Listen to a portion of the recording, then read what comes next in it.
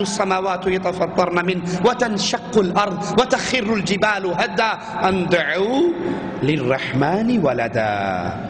اب جس نے اللہ کی ذات میں کسی اور کو شریک بنایا، جس نے یہ کہا، وہی جو مستوی عرشدہ خدا ہو کر اتر پڑا مدینے میں مصطفیٰ ہو کر، جس نے یہ کہا بیٹے دی گال نہ کرمائی مینو الف دی سمجھ نہیں آئی، میم دا برخا پا کے احد احمد دے وچ اتر آئی، جس نے یہ کہا کہ نہیں چاچڑ وانگ مدینہ ڈسے کوٹ مٹھن بیت اللہ، ظاہر دے وچ پیر فریدن باطن دے وچ اللہ۔ یہ بظاہر بابا فرید ہے، حقیقت کے اندر اللہ بیٹھا ہے، بظاہر ہمارے شیخ ہیں، حقیقت میں اس کے اندر اللہ حلول کر چکا ہے۔ یا جیسے مولوی زکریا صاحب فضائل صدقات میں لکھتے ہیں، اے اللہ معاف فرمانا جھوٹا ہوں کچھ نہیں ہوں، تیرا ہی ذل ہے، تیرا ہی وجود ہے، میں کیا ہوں کچھ نہیں ہوں، جو تو ہے وہ میں ہوں، لا حول ولا قوت الا باللہ۔ جس کا یہ عقیدہ ہوا، جس نے اللہ کی توحید ذات کو نہ سمجھا، جس کے بارے میں کفار نے بھی کہا تھا صف لنا ربک، اپنے رب کی صفات تو بیان کیجئے، آپ کا رب کیسا ہے، کس چیز کا ہے؟ تو مالک عز و جل نے قرآن حکیم کی آیات نازل فرمائی، قل هو اللہ احد، اللہ ایک ہے۔ لوگوں اس مسئلے کو یاد کر لو، اللہ کی قسم جیسے کفار مکہ کے دور میں اس مسئلے کو یاد کروانے کی ضرورت تھی کہ اللہ کو ایک مانا جائے، عیسیٰ اللہ کا بیٹا نہیں، عزیر اللہ کا بیٹا نہیں، اسی طرح آج پاک و ہند کی گلیوں میں اس آواز کو دوبارہ بلند کرنے کی ضرورت ہے، قل هو اللہ احد، اللہ ایک ہے لوگوں، اللہ دو نہیں ہے، اللہ تین نہیں ہے، اللہ چار نہیں ہے، اللہ پانچ نہیں ہے۔ آج ہماری دھرتی پہ ایک اللہ کا تصور نہیں، دو اللہ کوئی پوج رہا ہے، کوئی پانچ اللہ پوج رہا ہے، کوئی کہتا ہے لی خمسہ اطفی بہا حر الوبا مصطفیٰ مرتضی وابنیہما والفاطمہ، میری مشکل محمد علی حسن حسین فاطمہ، پانچ مل کے پوری کرتے ہیں، کوئی پانچ کو الہ مان رہا ہے، کوئی پنجتن پاک کو پوج رہا ہے، کوئی اللہ اور علی کو الہ کہتا ہے، کوئی اللہ اور رسول اللہ کو الہ کہتا ہے۔ آج پھر ضرورت ہے اسی بنیادی دعوت کو لے کر کھڑے ہونے کی۔ لوگوں قل هو اللہ احد، اللہ ایک ہے، کوئی پیر اللہ میں فنا نہیں ہو سکتا، کوئی ولی اللہ میں فنا نہیں ہو سکتا، کوئی شیخ اللہ میں فنا نہیں ہو سکتا، اللہ کسی کے اندر حلول نہیں کرتا۔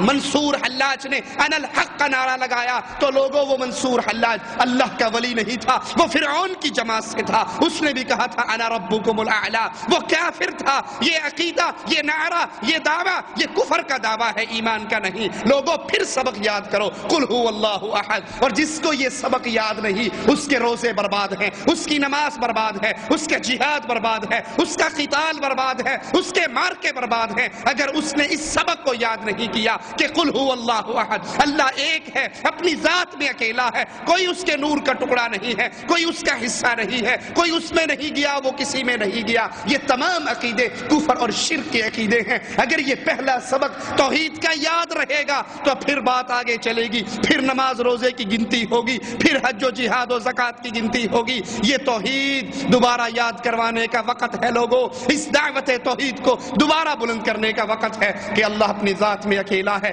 جیسے اپنی ذات میں اکیلا ہے ویسے وہ اللہ اپنی صفات میں اکیلا ہے۔ اللہ کی جو صفت ہے وہ کسی کے اندر نہیں آ سکتی۔ والرحمن علی العرش استوى، رحمان اپنے عرش پر ہے، عرش پہ مستوی ہے، یہ اللہ کی صفت ہے۔ اب عرش کے اوپر کوئی اور نہیں جا سکتا۔ اللہ اپنی صفت علو میں تنہا ہے۔ جو یہ کہتے ہیں کہ اللہ کے نبی عرش پہ گئے، اللہ نے کہا اے نبی اور قریب ہو، ادنو منی، اور میرے قریب ہو، پھر درمیان کے اندر دو کمانوں کا فاصلہ رہ گیا۔ یہ جھوٹ بولتے ہیں، یہ اللہ پر تہمت لگاتے ہیں، یہ اللہ کی توحید اسماء و صفات کو نہیں جانتے۔ اللہ اپنے صفت علو میں یکتا ہے، تنہا ہے، اکیلا ہے۔ اپنے نبی کو لے گیا، سدرۃ المنتہا تک لے گیا، جہاں تک اس نے چاہا لے گیا، لیکن کوئی نبی، کوئی مخلوق اللہ کے عرش پر نہیں۔ اللہ اکیلا تنہا ہے، مستوی ہونے میں اپنے عرش کے اوپر۔ اللہ کی صفات کو سمجھیے، وہ اللہ ہے، وہ اس کی صفات تنہا یکتا اکیلی اس کے لیے ہے۔ وہ دلوں کے راز جانتا ہے، وہ دلوں کی باتیں جانتا ہے۔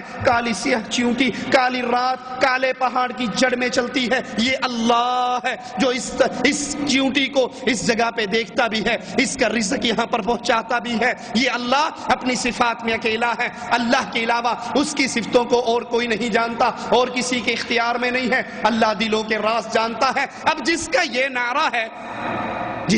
نعرہ ہے شہباز، لال شہباز قلندر، شہباز کرے پرواز جانے راز دلا دے۔ ہمارا لال شہباز پرواز کرتا ہے اور ہر دل میں پیدا ہونے والے خیال کو لال شہباز قلندر جانتا ہے۔ وہ اللہ کی توحید میں شرک کر رہا ہے، اللہ کی قسم اس کے روزے برباد ہیں، اس کی نمازیں برباد ہیں، اس کا حج و جہاد و زکوٰۃ و صدقہ و خیرات برباد ہے، اس کا بالکل اللہ کے دربار میں میزان نہیں لگے گا۔ کیوں؟ اس نے اللہ کی توحید کے اندر کسی اور کو شریک کیا۔ اسی طرح عبادت خاص حق ہے اللہ کا۔ توحید عبادت کو سمجھیے، جو عمل عبادت ہے اللہ کے لیے، موٹا سا جٹاک کا مسئلہ آپ کو سمجھا جاؤں، بڑی نیچے سطح پر اتر کے، جو کام اللہ کے لیے کیا جائے اور وہ خاص عبادت قرار پائے اللہ کی، وہ عمل کسی اور کے لیے نہیں ہو سکتا۔ اگر یہ سجدہ اللہ کی عبادت ہے تو پھر یہ کسی اور کے لیے جائز نہیں۔ یہ رکوع اللہ کے لیے کرتے ہو، عبادت سمجھتے ہو، یہ رکوع کسی اور کے لیے جائز نہیں۔ یہ قوموا للہ قانتین، یہ قیام، اٹینشن، کھڑے ہونا نماز کی کیفیت میں، یہ اللہ کے لیے کرتے ہو، اب یہ کسی ترانے کے لیے جائز نہیں ہے۔ یہ قربانی، یہ ذبح اللہ کے لیے کرتے ہو، یہ کسی اور کے لیے جائز نہیں ہے۔ یہ نذر اور نیاز اللہ کی عبادت سمجھ کے دیتے ہو، یہ کسی اور کے لیے جائز نہیں ہے۔ خوف، امید، توکل، بھروسے اللہ پر کرتے ہو، تو اب یہ اس کیفیت میں کسی اور کے لیے جائز نہیں ہے کہ مولوی صاحب باتیں تو ٹھیک ہیں لیکن دیکھو نا، اگر ہم نے 11ویں والے دن بھینس کا دودھ نکال کے بابا جی کی سبیل نہ لگائی تو پیر صاحب ہماری بھینس کو ہی مار دیں گے۔ یہ خوف کہ کوئی موت و حیات کا مالک ہے، یہ خوف صرف اللہ کے لیے ہے۔ اگر کوئی یہی خوف کسی اور کے لیے رکھتا ہے، صبح گاڑی سٹارٹ کرتا ہے، روڈ پر آتا ہے، ابھی اس نے پیسنجر بٹھائے نہیں ہیں، ابھی سواریاں آئی نہیں ہیں، رات والے پیسوں میں سے پیسے نکالتا ہے اور سہیلی سرکار کی درگاہ پہ ڈالتا ہے،